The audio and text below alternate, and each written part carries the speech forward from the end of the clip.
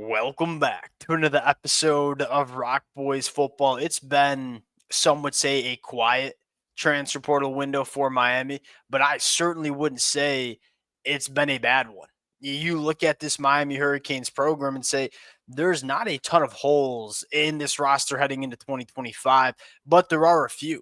And I think Miami's focus has been, hey, we're not going to go out and get 30 new names coming in through the transfer portal. We don't need to do that because of how well we recruit the high school ranks, but we do have a few position groups that we want to immediately address heading into 2025. It's not been a big number, but the quality of player that Miami has brought into this roster heading into 2025, these guys are going to have significant impacts on this Miami Hurricanes program. And to me, it starts with, for lack of better terms, rebuilding the secondary. And what I mean by that is, outside of OJ Frederic, I don't know if there was a single player on that roster in 2024 that you had 100% trust in to be a dude for Miami in 2025. That's not saying there won't be. Guys like Zaquan Patterson, we feel pretty good about the step they'll take going into 2025, but you wanted to make sure that you brought in, for lack of better terms, proving commodities into the back end. And I think that's exactly what Miami has done. Charles Brantley, a guy that we haven't necessarily dove into too much. As a Michigan fan myself, I've seen a lot of Charles Brantley. This might have been the ideal cornerback for Miami to bring in. This is a guy that's played a lot of football. He's coming off his best season that he's had at Michigan State in 2024. To me, this is a bona fide starting boundary cornerback that you can play opposite of OJ Frederic. And you start with that, Charles Brantley, OJ Frederic as your boundary cornerbacks. That is a great starting spot for Miami to be in heading into 2025. And then you look at the safety position. You talk about Zachariah Poyser, a guy that could play both the safety spots, can also come up and play the nickel, kind of the ultimate chess piece that played exceptionally well at Jacksonville State. The secondary, to me, is coming together. I want to dive into Charles Brantley because we haven't gotten a chance to dive into him yet, a guy that I really, really like, and then talk about a few other names for Miami to kind of keep an eye on over the next couple of weeks. Now, before we get into it, as always, to the Miami Hurricane fans, y'all know how much fun I have talking this program, especially in the summer months, talking the recruiting trail. Y'all consistently show a ton of love to the boys. Appreciate you guys. If you guys do enjoy the content, consider subscribing to the channel. Without further ado, let's get into this one. And I want to start with talking about what this cornerback room might look like for Miami going into the 2025 season. Charles Brantley, OJ Frederic, to me, as of right now, are probably the bona fide boundary cornerback starters. But you kind of take a look at some of the depth that's been accumulating. A guy like Jedias Richard, who at times has been good, but at times has been inconsistent. Can Jedias Richard be a guy that takes a step going into 2020, 2025? You're bringing a couple names as true freshmen, guys like Jabari Antoine and Chris Ewald, who I think will push to get some burn as true freshmen. Damari Brown, in my opinion, probably kicks down to nickel. And so you talk your starting cornerbacks to three, two on the boundary, one in the nickel. Charles Brantley, bona fide, in my opinion, stud on the outside.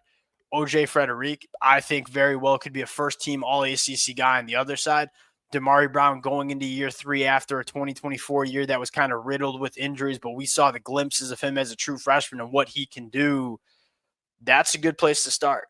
Then you look at the safety position, Zachariah Poyser. You're kind of hoping Zaquan Patterson can be that guy we expect him to be going into 2025. Guys like Jaden Harris, Markeith Williams, you're not writing off, but you got to see more from them if they want to be consistent football players for Miami in 2025. Guess what I'm trying to say is we're not projecting as much. You go back 8 months ago as we were talking and previewing this Miami Hurricanes roster, there was a lot of projection that was going into the secondary. Can Jaden Harris be a guy? Can Jedias Richard be a guy? Now you're looking at and say OJ Frederic, Charles Brantley, Zachariah Poyser. You got a couple bona fide guys that are reliable defensive backs in this Miami Hurricanes defense. Now you get into Charles Brantley. What fires me up the most about Charles Brantley is this dude's done it for a long time in the Big Ten. And his film against Oregon is electric. I mean, he was working a lot against, in my opinion, one of the best separating wide receivers that you see in the country in Tez Johnson. There was not a lot of separation that Tez Johnson was creating against a guy like Charles Brantley. You dive into the film, a couple of things that you love most about Charles Brantley. One, he knows what he's doing out there. And I know that's kind of table stakes, but I think a lot of Miami Hurricane fans who watched this team in 2024, you can't say that for guys like Jaden Harris or Zaquan Patterson at times.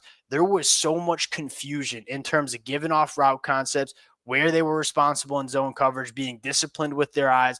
Charles Brantley, although doesn't have that top 10 NFL draft pick first round traits, this kid knows what he's doing in the back end. You take a look at this rep. Tez Johnson going to motion over to Charles Brantley's side.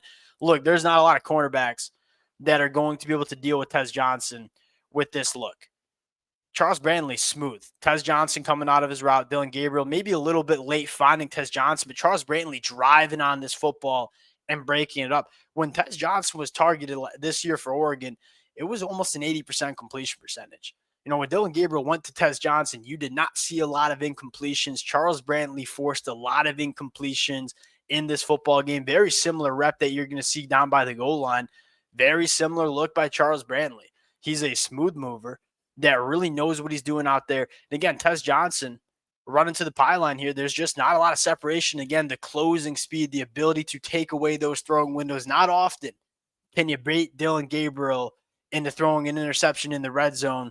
That's exactly what Charles Brantley does. And so you look at what Charles Brantley brings to Miami, it's that second bona fide boundary cornerback to go with OJ Frederick that all of a sudden you're feeling really dang good about heading into the 2025 season.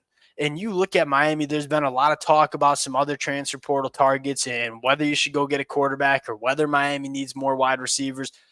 The way I look at it, I'm looking at it and saying, I don't know how many quarterbacks will be upgrades from Emory Williams going into 2025. I think John Mateer was that guy. I think Miami got involved with that recruitment. Obviously didn't work out. He goes to Oklahoma. It's easy to say, okay, we lose a guy like Cam Ward. We have to replace him in the transfer portal.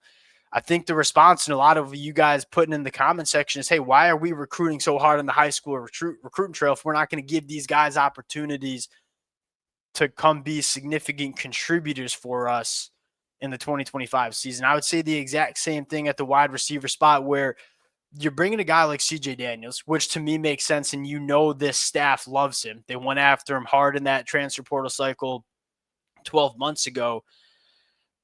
You look at it and say, all right, you bring in one veteran wide receiver in CJ Daniels, but we feel really good about guys like Nikar and JoJo Trader and a potentially guy like Ray Joseph to kind of step up and kind of fill some of that lost production from guys like Xavier Restrepo, Isaiah Horton, and Jacoby George. I think you say the same thing at the tight end room. Even with losing a guy like Riley Williams, you look at Elijah Lofton and say, feel pretty dang good about what the tight end position is going to look like for Miami in 2025. Now, where does Miami go from here in the transfer portal? That's probably the question.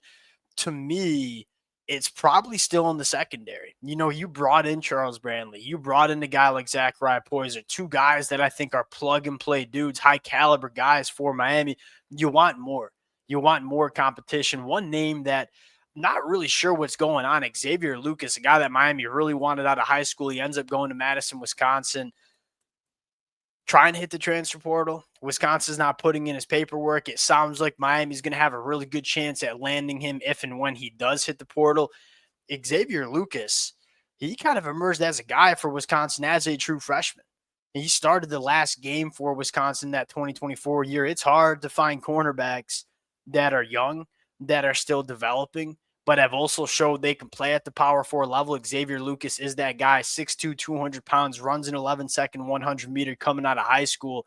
There's a lot to like about Xavier Lucas, and I would even throw it out there that if you go get Xavier Lucas in the transfer portal, I don't mind putting him back at the safety spot, because one of the things that Miami has struggled with massively is their safeties in man coverage. Xavier Lucas has a safety body, at 6'2", 200 pounds. This guy is a very big physical defensive back. I think he's better suited to play that safety role, but because he played cornerback for Wisconsin in the 2024 year, you feel really good about what he can do in man coverage at the safety position, which was, quite frankly, a liability for the Miami Hurricanes in 2024. Guys like Jaden Harris and Zaquan Patterson struggled in a big way. One other name that I think is certainly worth mentioning, Ethan O'Connor from Washington State. He took a visit to Miami. He was a redshirt freshman last year, played extremely good for Washington State. You can never have enough talent, depth, and competition. And although you're starting to fill that defensive back room up with guys like Charles Brantley, guys like Zachariah Poyser, I would guess Mario Cristobal continues to want to fill in that secondary a little bit. That has been that position group that Miami has maybe missed on a few guys on the high school recruiting trail.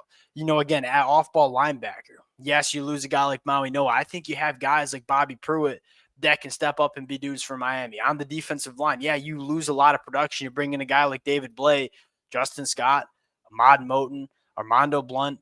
I look at it and say, yeah, you're losing some names. There's no doubt about that. There's a lot of guys that will be playing in the NFL from this Miami Hurricanes roster in 2024. That doesn't inherently mean that you have to go to the transfer portal and fill it. What's the purpose of recruiting the high school ranks as hard as Mario Cristobal does? It is to have that depth of talent that when people are moving on, you can kind of just plug and play these guys. You look at how you build a national championship caliber roster, the bulk of your roster building comes from the high school ranks, and then you just supplement it in the transfer portal. And I think that's what Miami's doing. They're not going to go out and grab 25 guys. It might only be 10, but those 10 guys so far, I believe it's 4, that it's been a lot of quality that you're adding to this Miami Hurricanes roster. We'll cut it there. You kind of get the feeling that Mario Cristobal certainly ain't done in the transfer portal. So we'll break down the commitments as they come in. Appreciate you guys rocking with it. If y'all do enjoy the content, consider subscribing to the channel. We'll talk to y'all later. Peace.